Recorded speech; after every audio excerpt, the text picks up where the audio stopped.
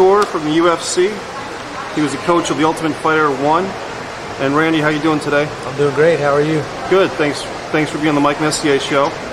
And what was it like being a coach on the Ultimate Fighter? It was a great experience for me. The guys were great. I enjoyed working with them. The assistant coaches were fantastic.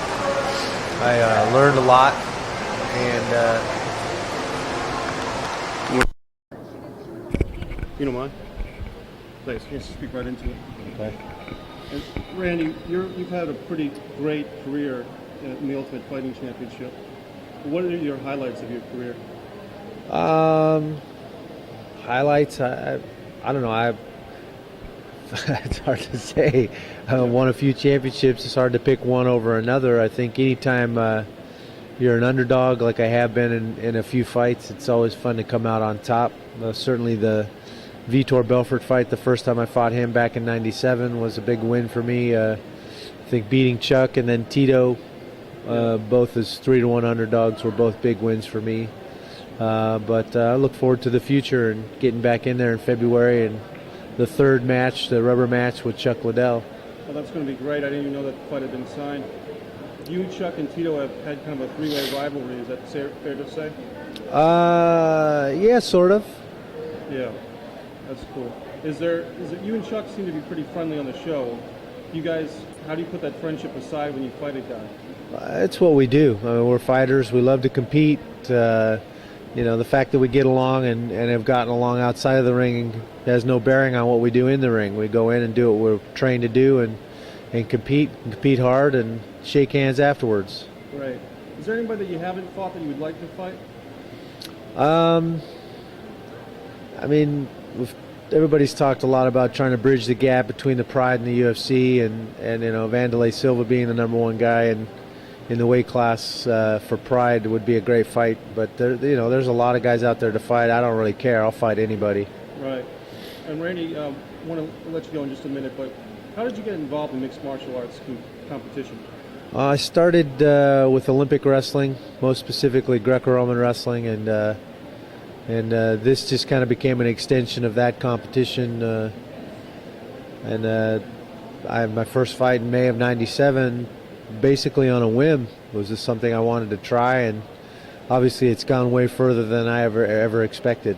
Yeah, you've done amazingly well, and right now you're the coach or the games master, so to speak, on UFC 2, and you're coming up with the games that these guys are fighting in? Yeah, myself and a few of the producers brainstormed, kind of came up with some challenges that we thought were a little more sport-oriented and a little more combative, and I've been real happy with the way they've come out so far. I saw the mud wrestling one was pretty funny, where they're trying to push each other out of the pit. Yeah, a little king of the mat with mud added to give it a little flavor. Yeah. One thing I got to ask you about is I was dating a girl who asked me about the cauliflower ears that fighters have, and you, of all people, must know that that's excruciating. Is that excruciatingly painful, I would guess? I've had these for about 15 years. Yeah. I got them when I was wrestling in the service, and they're real sore when you first get them, and then after that they're like armor. They're hard as a rock. Yep. So God kind of knew what He had in mind for me and gave me some armor plating on the side of my head. Doesn't affect your hearing, does it? Or? It's more cosmetic than anything. Yeah, it's just a battle scar. Yeah, certain countries you go to the head of the line if you have a set of these. Yeah. And Randy, it's well known that you're a fighter. You're in your late 30s, early 40s. Is that correct? 42. 42. So, how much longer do you think you can keep going with fights, man?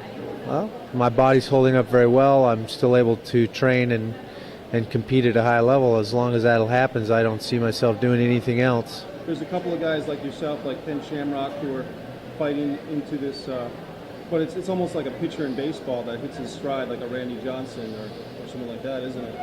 Yeah, I think you're seeing it in a lot of professional athletics now. We're just the science of sports. We're getting more and more out of our bodies, and guys are able to compete at a higher and higher level at an older age.